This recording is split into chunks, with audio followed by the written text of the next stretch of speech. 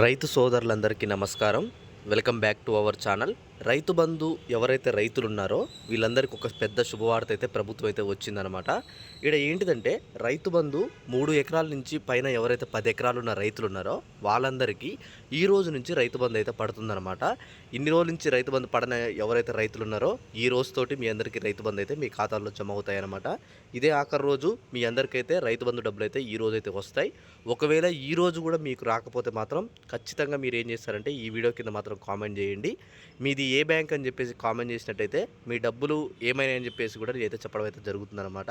ఖచ్చితంగా మీరు ఈ వీడియో కింద మీరు కామెంట్ చేయండి. ఈరోజు సాయంత్రం వరకు అయితే వెయిట్ చేయండి. సాయంత్రం 5 గంటల లోపు కనుక రాకపోతే మాత్రం మీకు మాత్రం ఖచ్చితంగా మీ బ్యాంక్ అకౌంట్ అయితే ప్రాబ్లం ఉన్నట్టే అనమాట. ఓకే, మనం ముందుగా ఈరోజు ఎన్ని ఎకరాల వరకు జమ అవుతున్నాయి, ఏ ఏ జిల్లాల వరకు జమ అవుతున్నాయి, వీటన్నిటి గురించి మనం స్పష్టంగా అయితే మాట్లాడుకుందాం అనమాట. అందరూ ఈ వీడియోని ఒక లైక్ చేసి మీ యొక్క వాట్సాప్ గ్రూప్లలో షేర్ చేస్తే వాళ్ళకు కూడా తెలుస్తుందన్నమాట. ఇక్కడ చూసుకోండి, మనకి ఫిబ్రవరిలోగా రైతు బంధు అయితే పూర్తి అని చెప్పి మనకైతే ప్రభుత్వం అయితే ఆల్రెడీ స్పష్టత అయితే ఇచ్చిందనమాట. ఫిబ్రవరి మొదటి వారం లోపు రైతు బంధు అందరికైతే క్లియర్ చేస్తామని చెప్పి ప్రభుత్వం అయితే చెప్తుంది. మీరందరూ ఏం చేస్తారంటే ఈరోజు మీ రైతు బంధు వచ్చిందో రాలేదని చెప్పి వీడియో కింద కామెంట్ చేసేసి, అలానే ఒకవేళ మీకు 2 ఎకరాల నుండి వచ్చి ఇంకా 10 ఎకరాల వరకు ఇంకా రాలేదు అనుకున్న వాళ్ళు అయితే ఒకసారి అయితే కామెంట్ చేయండి.